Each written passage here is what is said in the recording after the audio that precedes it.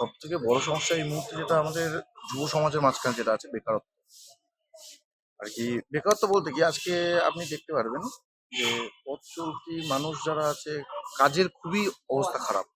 না গভর্নমেন্ট চাকরি আছে না প্রাইভেট চাকরি আছে। দিদি অবশ্য বলেই দিয়েছে যে আপনারা চপ শিল্প করুন, চা শিল্প করুন, তারপর ঘুগনি ঘুগনি বেচুন।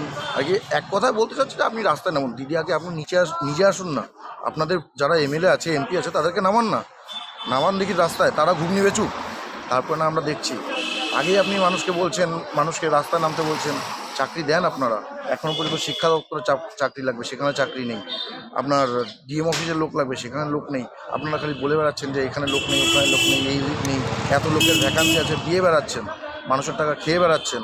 কিন্তু একবার তো এটা বলছেন না যে না আসুন আমাদের এখানে চাকরি আছে, আপনারা অ্যাপ্লাই করুন। এটা বলছেন না, বলছেন রাস্তায় নামতে, ব্যবসা করতে।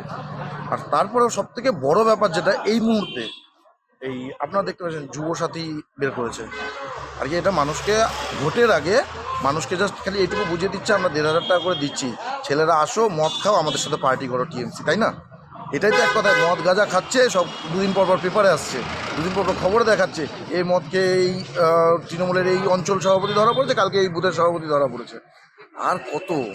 এবার তো মানুষও বুঝতে শিখছে, মানুষও জানে কি হচ্ছে না হচ্ছে। সুতরাং এবার যদি না বুঝতে পারেন তাহলে কিন্তু এবার আগামীতে অসুবিধা আছে।